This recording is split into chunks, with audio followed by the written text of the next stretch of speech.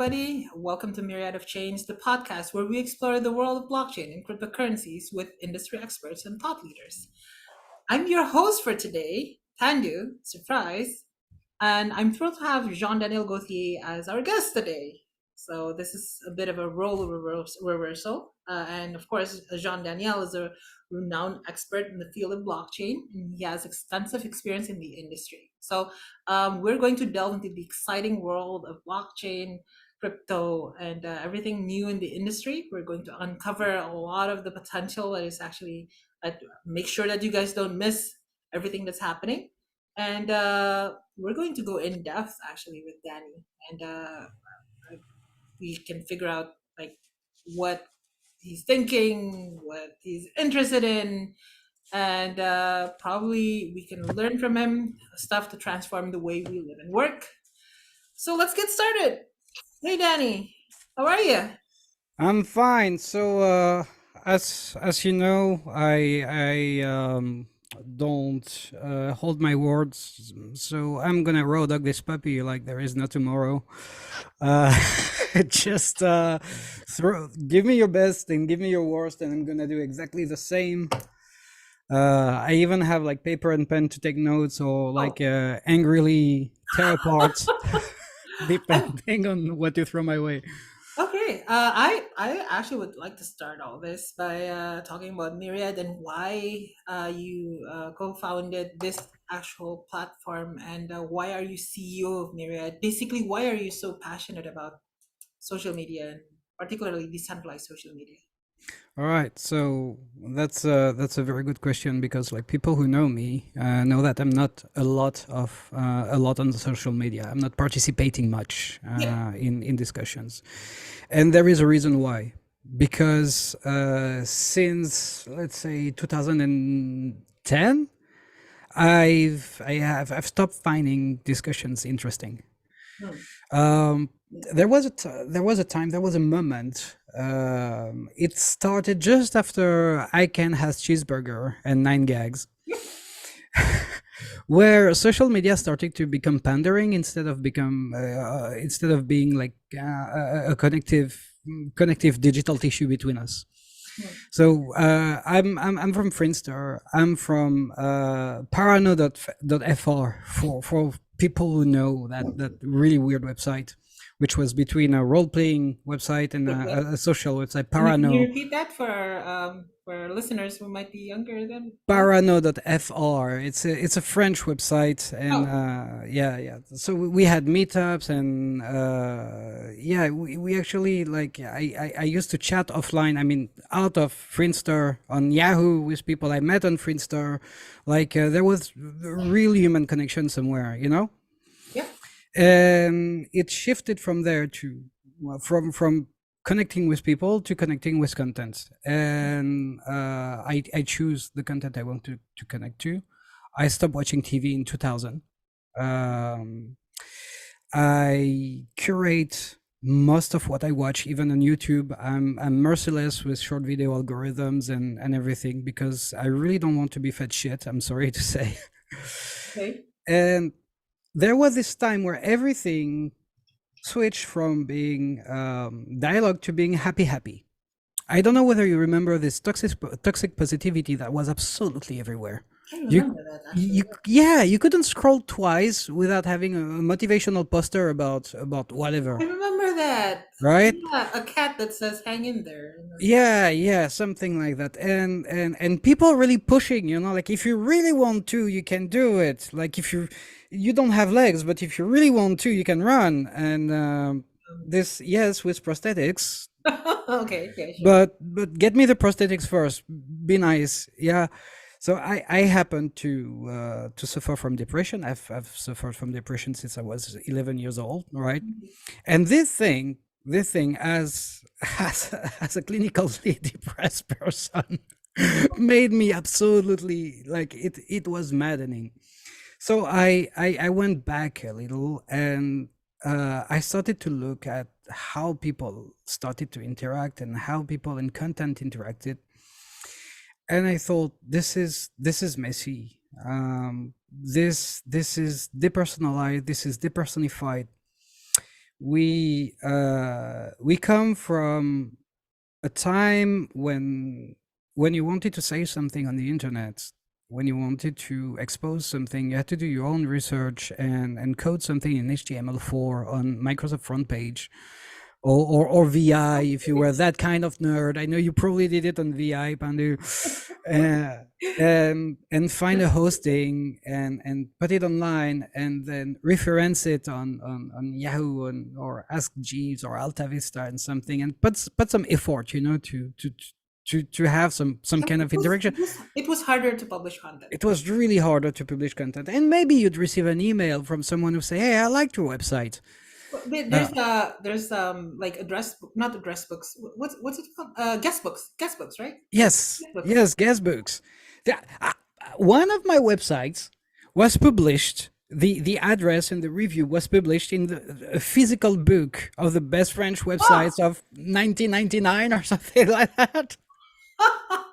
And it was shit. I'm not lying. It was like really a shit personal website, but because I followed some Photoshop tutorials, it looked kind of good, I guess. So anyway, we switch from this to just being attracted like magnets to a certain type of content.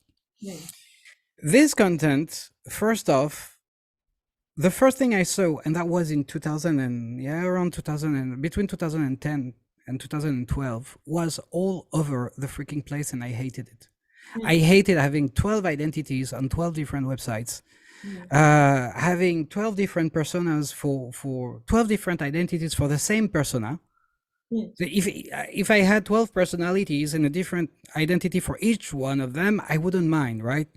hmm, But I saw that my data was getting completely scattered everywhere hmm. without control from me And this was back in what was the year? between 2010 and 2012. I see. Okay, okay. And So it's not that, a new problem, kids. yeah, no, it's not a new problem. And it didn't just bother me for security reasons. It bothered me for practicality. I mean, I was dreaming of a world where you can do absolutely everything with your phone. Hmm, What I wanted to do is like I wake up and I plan my day with my phone. I pay with my phone. I identify myself with my phone. We kind of do it now, hmm. but it's not decentralized. As in, it's not centralized to us. It's not sovereign. Yeah, yeah. Yeah, Everything else is custodian of our identity and our transactions. And I wanted something custodian. yeah. So what did I do, Pandu? I started writing a protocol. Actually, Okay. not one, two. What kind of protocol was it? One was called identity and the other was called backpack. And I wanted something that allows you to share your online and offline inventory Hmm, and identity at a protocol level. okay. I started writing the white paper for this, right? And then I thought, holy shit, it means that at this point, everyone needs to have a server for this thing. It's That's true. infrastructure wise, it's not, you know, and then again, there were the problem of Sibyl attacks and the problem of the Persian, no, amphibian Persian? generals. Byzantine. Byzantine generals. I have a memory Yeah, hole. Byzantine. Yeah, yeah. So all these kind of problems, and I was like, okay, I'm not clever enough, and I don't have enough time to continue that. So I started with a very past startup. I started doing my own social media, which could aggregate stuff. Okay. and and it didn't happen. It went into alpha. It didn't happen. It was kind of cool, but that's it. It was, I think, way too early anyway. And the idea didn't surge back into my mind until I heard of blockchain in 2015, and when I realized, like your wallet is your identity basically. So the first thing we did with the people I was working with is to actually try to make a login with your wallet. We managed to make a WordPress plugin to log in with your wallet, which was really cool. That I'm talking 2015 or 16, yeah. Mm. We put like pictures on the blockchain, encoding them in base64 and using messages you can send on the Bitcoin, or at that point it was NXT blockchains. Uh, and the first thing I wanted to do was a short messaging service, like Twitter, but decentralized. That's what I wanted to do. And then we met, and you say, "Hey, I want to do social media for this, and I have these ideas." And I said, "Well, I want to do social media for that, and I have these ideas which are exactly the same as yours. Let's do it together." Mm. But then there is the content issue. That's newer, right? If back in 2000, in the 2010s everything was happy, now everything is angry, and I loathe it. You loathe it. I loathe I it. mean, I mean, why? Why? Okay, so do your own research. I'm not going to quote anything, but from what I've read, right? Mm. If you want something to go viral, if you want something to be remembered, the top two things are to make people like in awe, like what this term, when a child goes like, oh, like wonder, a sense of wonder. You have to introduce a sense of wonder, Mm. or you have to make them angry. These two feelings are the two most memorable feelings a human being can have, Mm. except maybe a very very bad smell, but Mm. it's not a feeling. Okay, I love it. I love it. I love it. Continue. I'm sorry. I'm very sorry. That's fine. So now, if you want to imbue someone with a sense of wonder, you need to provide them with something wonderful, and that's very difficult, right? Mm. Yeah. You need to find the talent, you need to find the production value, you need to find the moment, you need to find the relation to the person who's looking. Because, like, let's say a trained dog doing some dog parkour in a trained dog arena can be wonderful for dog lovers. Mm. I like doggies, but I really don't care about like the dog doing a backflip. Okay. So it's not even the same for everyone, but it's so freaking easy to make someone angry. Mm. I just have to say something that's blatantly wrong or blatantly stupid, or just disagree with you in a way that's a bit provocative, and you're there. Now, websites, whatever websites, I'm not even talking about social media at this point. Like, most of them are free because they rely on ads. They want to keep you on their platform as long as possible so you see more ads. Mm. So to keep you, they need to generate engagement. Mm. And engagement now is the polite word for people tearing each other apart in the comment section. True. This is engagement. Yeah. Recently, there was a news of in France, in a city where I've been. There is this dude who found his girlfriend with another man, Mm. right? And he stabbed this man in the back with a bayonet, What, a literal bayonet? a literal bayonet. In that part of France, I'm not surprised. Like, I'm not gonna make. French.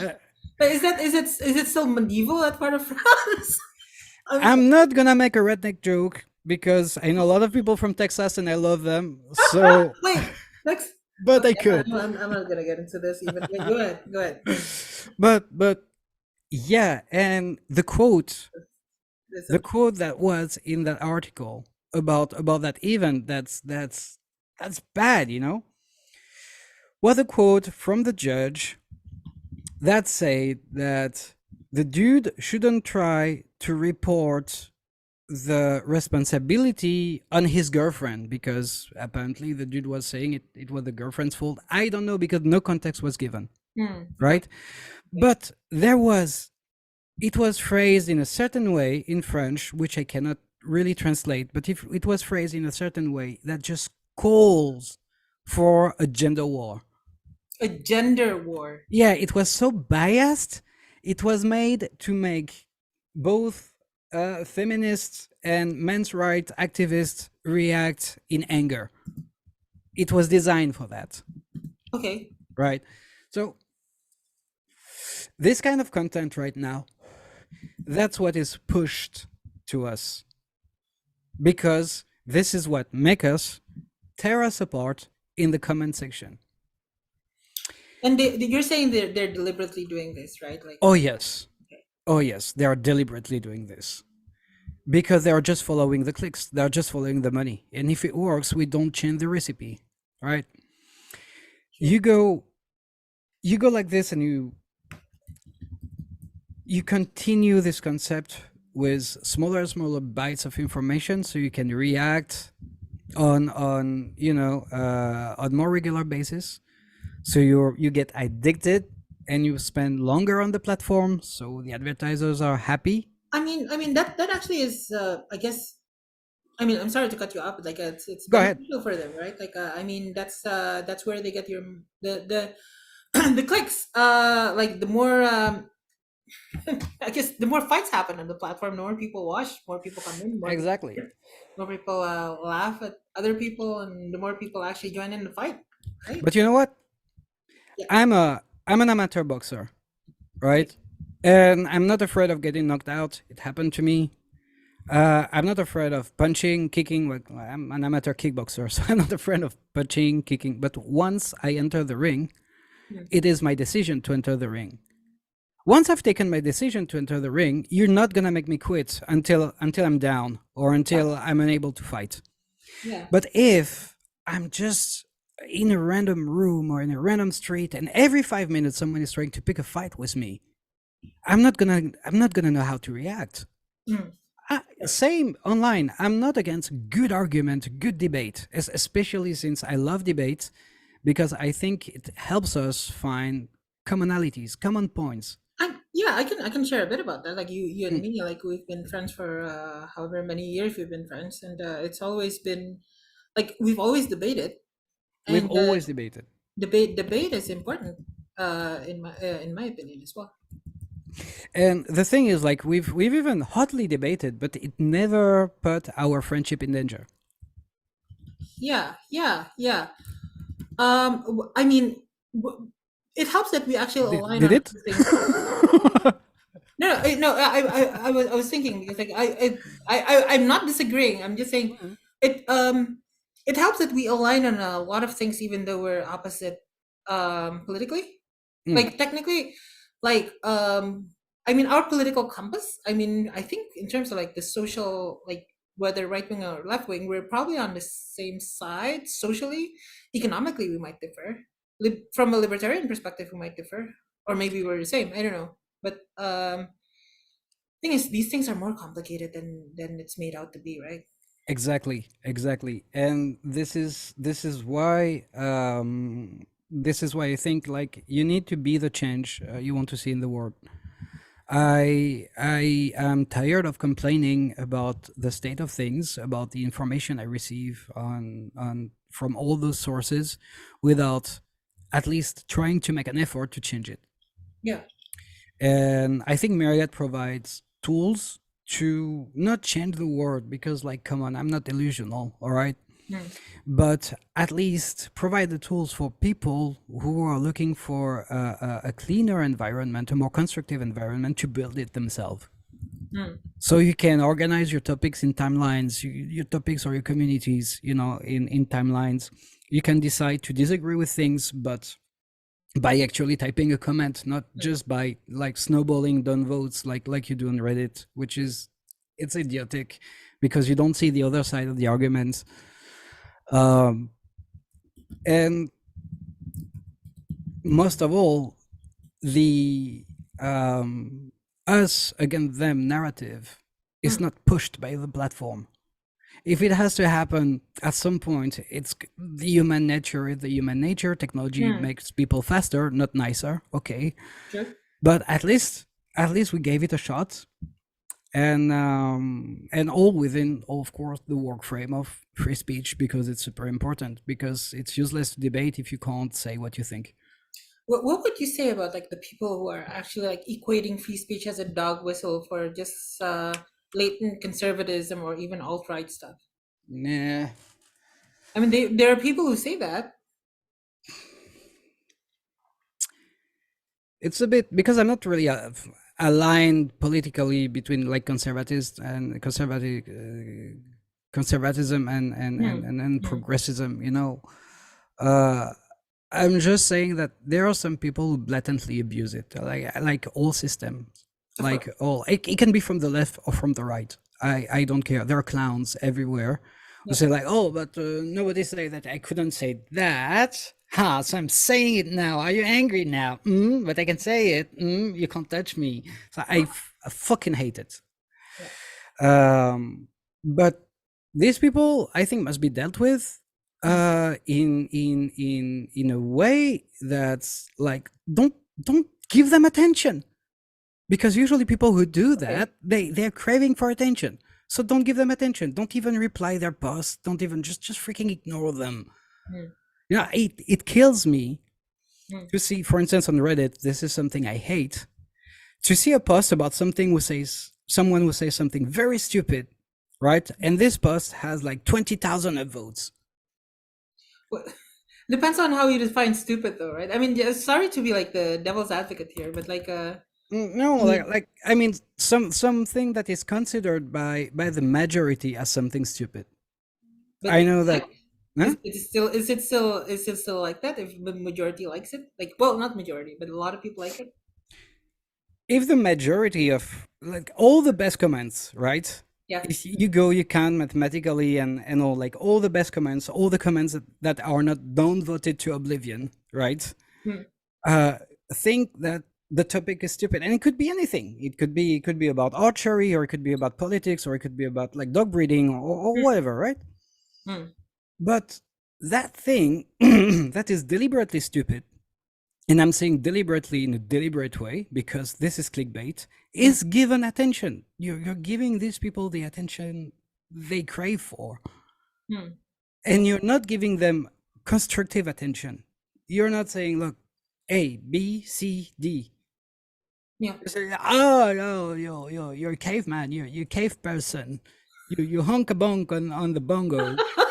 You're honka bonka and the bongo. I Yeah, love this.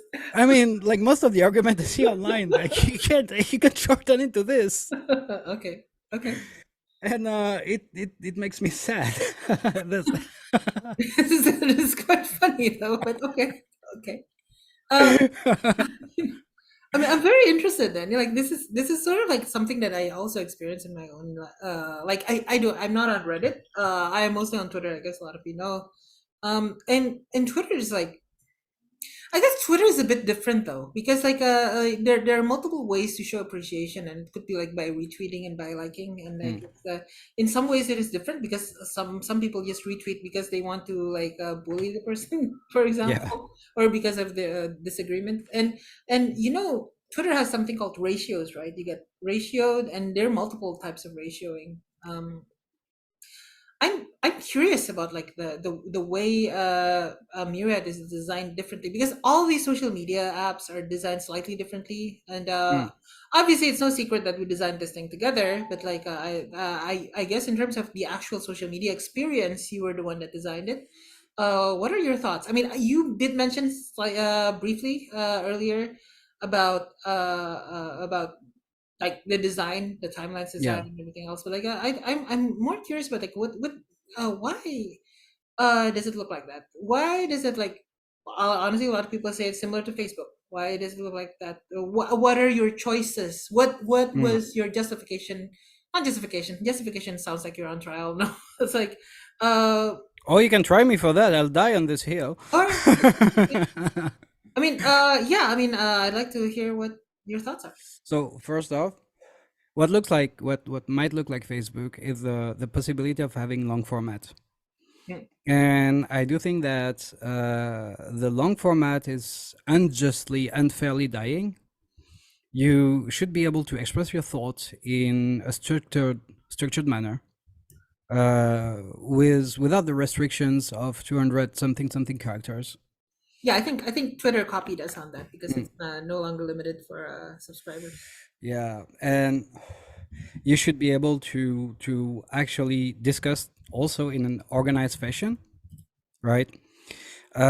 You should be able to also disagree in an organized fashion. This is something that I'm pretty proud of. I don't know how it's going to turn out, but now on Myriad, when you disagree with something, when you don't vote something, you need to pay with a comment.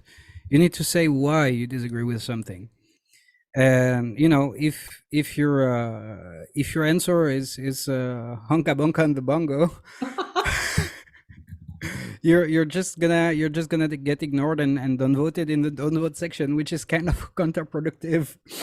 So yeah, a lot of people are saying that Mm. they can't really see the negative scores at all. Like the negative comments, right? And it sort of like separates it into two. So people who don't agree with the comment, or sorry, with the post, can only see the negatives and not the positives. Wouldn't that sort of like spiral people into like just being negative about something? So that's the thing, right? You have, if I like, let's say I like the new Harry Potter game, right? Mm, I just want to talk about the new Harry Potter game with people who like the new Harry Potter game or have something interesting to say about it, right?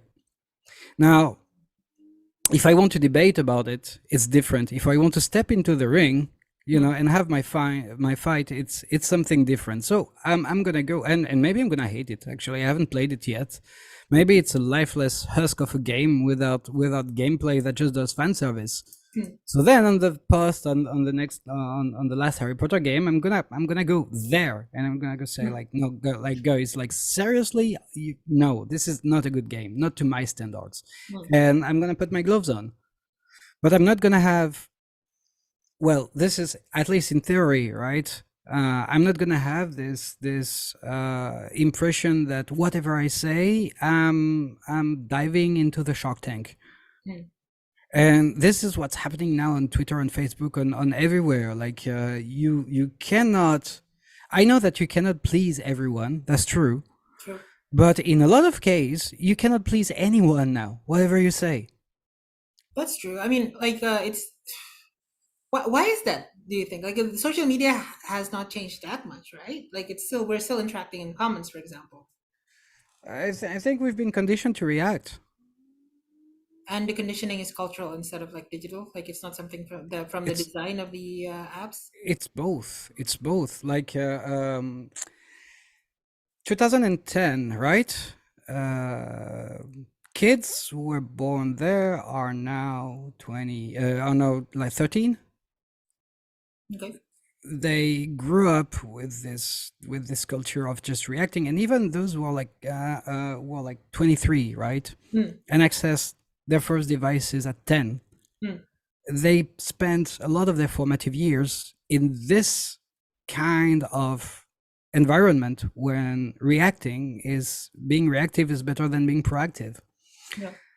Something I used to say is that our generation, the early millennials, Yeah. we made internet what it is, but we never wrote the handling book for the generations to come, and this is not very beneficial. Yeah. This is not very good. Yeah. I agree. I agree.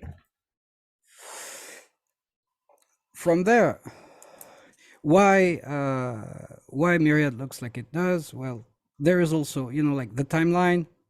Mm, You see content through the eyes of another person. You're literally sharing your point of view. yes. There is no more literal way to do that, and this is what it's about. It's not just about throwing a couple of links in a pell mell of other links. It's saying like, hey, I really like mobile phones, and this is how I see the mobile phone industry. This, you see it through my eyes, not just through my content, but through content I curate. And maybe we can engage on this, and maybe this kind of engagement is not just a slap fight.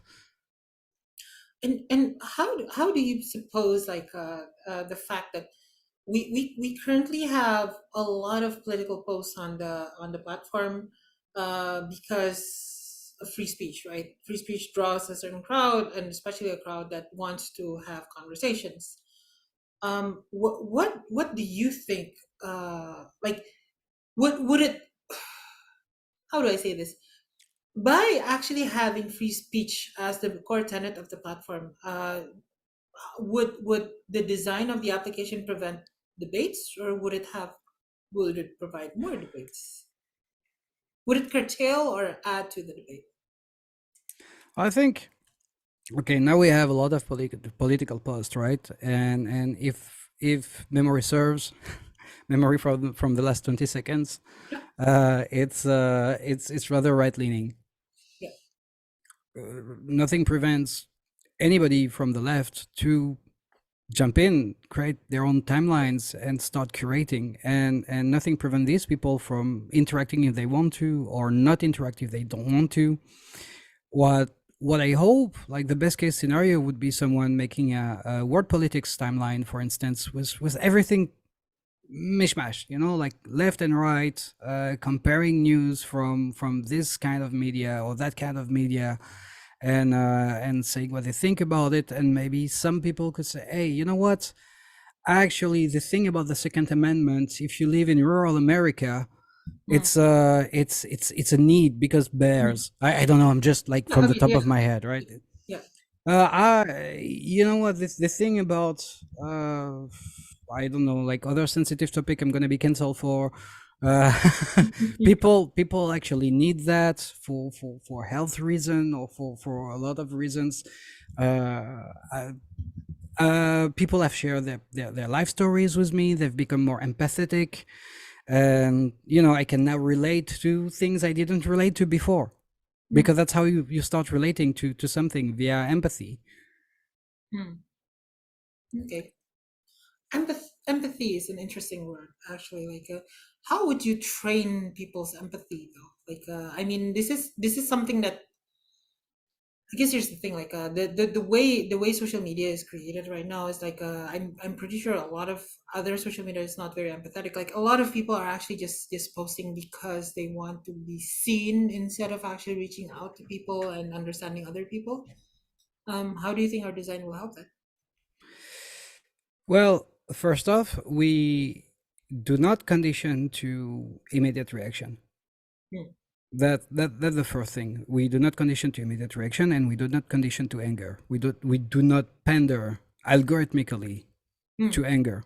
hmm. And we might be having a surprise when it comes to defining compasses, which could be Oh, political or yeah, social or personal or something like that. But if we have these compasses, there will be yours to fine tune. Like if you want a content recommendation algorithms in the future of Myriad, it's something that's going to belong to you, yeah, and you're going to tune it and fine tune it the way you want, not the way we want, right? And even if you have doubts, if you're like, oh my god, like maybe that's what they are saying, but they are with them, them. so they're still out there to get me. Well, make your own instance, Hmm, get the code audited or something. You'll see there is nothing but honesty there, seriously. So that there is this one thing, that the design of the app is there to, yeah, to help empathy, and the fact that, as I said, you can see content through someone else's lens. hmm. Okay. Put yourself in the shoes of others. Yeah, Walk a mile in the other person's shoes. it's a very simple concept, the timeline concept, but I think it's because it's simple, it has very little width and a lot of depth. Hmm. What width and depth? Okay. uh I'm also interested yeah. basically in the like sort of like exploring your own history and with all this. You are very like when I first met you, you were running I think a community for like I forgot how many people. How many people were what was the Oh, there were 25,000, 25 to 30,000 when I left. yeah, okay, so I mean the Myriad has like right now it's like 40,000, I think, Mm, people. How do you manage that many people, and what are like your strategies, and like no longer about the design, but actually about like mm. the community and getting more people onboarded. So basically, the thing, this is very interesting because like I've actually You share your managed, history first, if you yeah, yeah, go ahead. I've actually managed two communities, two large communities. The first was a gamer community in Okay. the early 2000s. And fun fact, the core team, the core members, we are like, yeah, a baker's dozen, I guess. We still several times a week, like go on Discord and have a chat. We physically meet up like 20 years later. Oh, seriously? So Wow. yeah, yeah, that's quite an achievement, I think. We created a fraternal bonds, and I say really fraternal because for some reason there is no girl. I was going to say, Uh, uh, but all our girlfriends and wives are always welcome to join into the chat always, and play with us always. okay. But in any case, there was this one, and then there was this local community. So this local community was very easy to grow. Both were very easy to grow because the first one was during the explosion of the forums in the early 2000s. Mm. And we had a video game website that we edited together attached to the forum, and we were, let's say, not small, we're not big, but big enough that some people actually, like, looked at us. Okay. So through the quality of what we were doing, which was what it was, people joined in, and we let them be part of the community. Meaning, like, come, you can write articles with us. You can do pictures for us. You can become an editor if you want. Just join the community, do stuff, show yourself online. So a sense of belonging. The sense of And yeah, and the other community was local. It was a local community based on a location, a small city somewhere. I'm not gonna say where, for many reasons.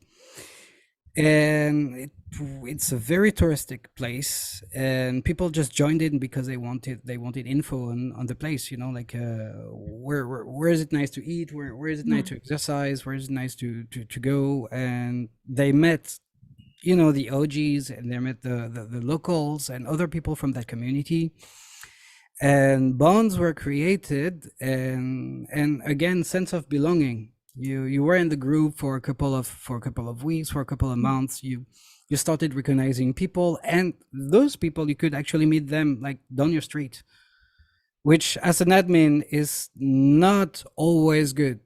It's not always good. No, no, when someone is very drunk, has a bottle in his hand, and say, "Why did you ban me?" It's not very good. That's insane. Okay. Well, Danny, we actually have 10 minutes left in the hour. I'm actually very interested in I guess the things that you haven't really mentioned. Hmm, More towards the stuff like you're like a lot of people are like you've been in the obviously in the near ecosystem for over hmm. 2 years now. Wow. And I'm pretty sure a lot of people want to get to know you better. And I'm curious to like if you were to describe yourself like what do you do on the weekends? What do you do with let's make this like a fun podcast. Like this is what Joe All Rogan right, all right. does too. I mean, come on. Like So in do you do DMT? No. That's very Joe Rogan. I'm sorry. That's the joke. No, I you don't do DMT, right? Okay. You can. That's fine. Okay, go no, I ahead. don't. Yeah, share more. So Get like people want to know you, so let them if you get want to a know. snippet of my private life, I can describe you. I can describe it to you in a very short, in a couple of frames.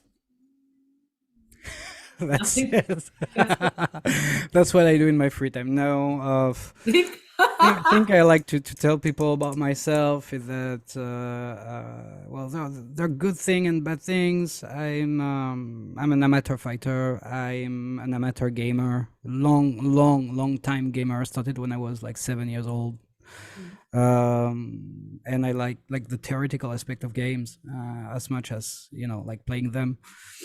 Uh, I like learning languages. I write. I You're a play. linguist, right? Like you're technically you are literally a linguist. I graduated with in a major in languages. Yes, Yeah, yes. yeah. Okay. English Does and it help you? Indonesian. Indonesian. Oh, I see. Okay. Yeah. Okay. That explains a lot. Your Indonesian is better than mine. Nyeh. No, it's not, but that's okay.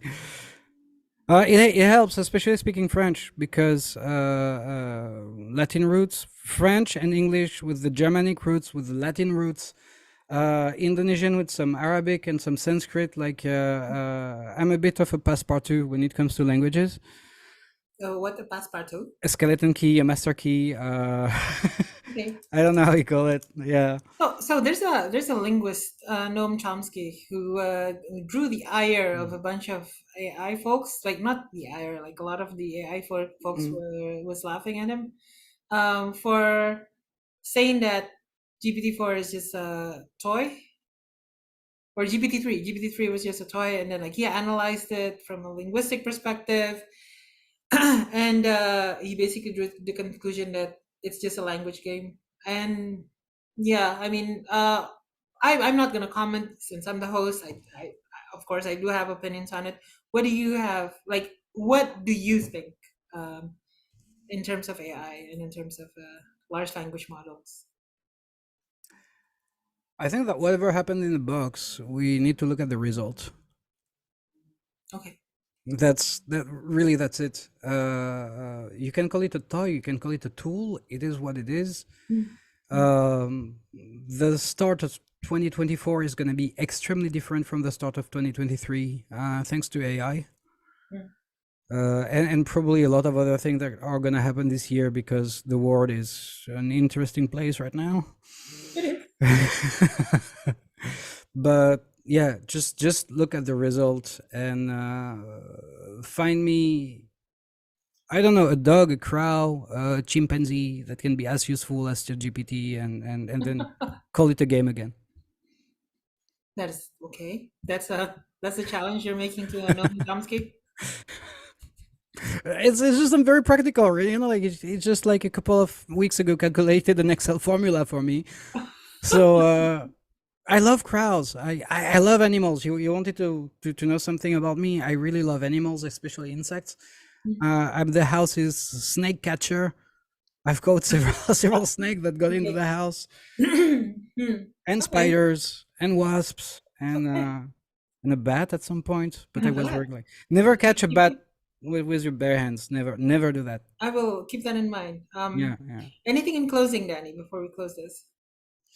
Anything in closing? Bats are resistant to most viruses and bacteria, and that's why they are vector of diseases. Yeah, yeah, yeah. So, I mean, they drink in blood. sometime they eat fruits. Okay. But in 2023, be more like a bat. By that, I don't mean sleep with your head upside down, but be impervious because it's gonna be a tough year. Keep on building. Like, okay, last thing I'm gonna say, and it's not habitual of me because I Mm. don't rant online in front of a public. But Yep. stop the bullshit. Okay. Like all these bullshit centralized exchanges that open an army of 100,000 bots to come spam your channel. Like, stop this bullshit. We know you're gonna rug pull. Stop the monkey NFTs with absolutely no Oh, utility. Stop the bullshit. Start on utility. Start freaking building. This is the year for it because when the bull market starts, like people know now what has value and what doesn't. So bring value to your stuff. We've been doing it since Myriad started, since before Myriad started. Our first NFT Pandu was in 2018 and it was for agricultural purpose. oh yeah, yeah, You, yeah. you remember that? It Remember is doable. So that? No one knew what it was. No one knew what it was, right? No one knew what it was. So start Yeah. start being serious about the thing. Show a little. I'm gonna say a little professionalism, just a tiny smidge of it, Yeah. and You uh, should tweet and that out, and by the the way. market is gonna get better for it. You should tweet this out right now, honestly. Like the Yeah, first I'm gonna NFT we made was agricultural and it was see. I told you like yeah, okay. Okay. that's what it was for. That was very heady. That was a very heady conversation. That was really fun. Thank you, It Danny. was. And Thank you, Pandu. thank you, everyone, for tuning in to Myriad of Chains, the podcast where we explore the world of blockchain and cryptocurrencies. I hope you found our conversation with Jean Daniel Gauthier, Danny, insightful and informative. I know I did. Remember to subscribe to our podcast to stay updated on the latest trends and developments on the world of blockchain. We look forward to having you join us again for our next episode. Until then, keep exploring the possibilities of technology, AI, decentralization, and sovereignty. Thank you.